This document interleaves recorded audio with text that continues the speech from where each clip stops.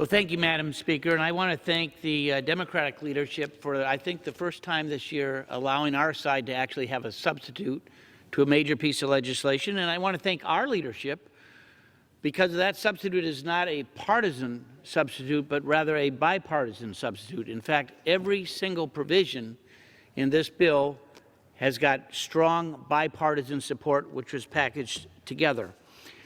Tomorrow will mark the 3rd anniversary of President Obama's signing of 21st Century Cures, a bill that Diana DeGette and I helped shepherd through our committee on a unanimous vote, and we passed here in the House 392 to 26. It increased NIH funding by some $45 billion over a 10-year span. It sped up the approval of drugs and devices, and just after 3 years, we've seen the number of cell, gene, and nucleoid therapies has more than doubled. In fact, research this last year will actually exceed $13 billion. And the FDA is predicted to be approving as many as 10 to 20 gene therapy drugs by the year 2025. That is wonderful news. We all want to do something about drug prices. And that's what a vote for our substitute, H.R. 19, will do. And the President will sign that bill. But he's not going to sign this bill, H.R. 3, because it's going to slow down the ability to find the cures that we want to find for these awful diseases. Now, those aren't just my words. That's the CBO, nonpartisan group. It's the CEA, the Council of Economic Advisors.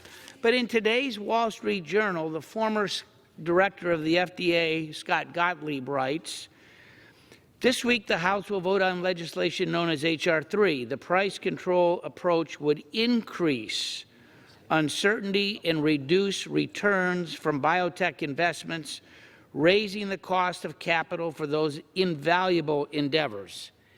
He's right on. We want to find new cures. We want to find new technologies and to use those. We want precision medicine. I've served on the Health Subcommittee for all my days on the Energy and Commerce Committee, and we have seen firsthand the different families impacted by these awful diseases, whether it be Alzheimer's or sickle cells, cystic fibrosis.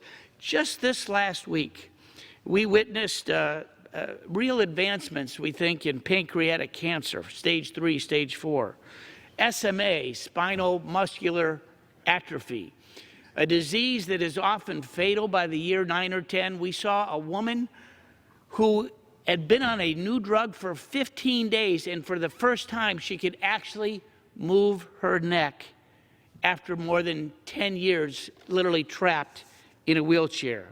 If we want to find Gentleman's time has expired. The advancements and cures for these diseases, we need to pass H.R. 19.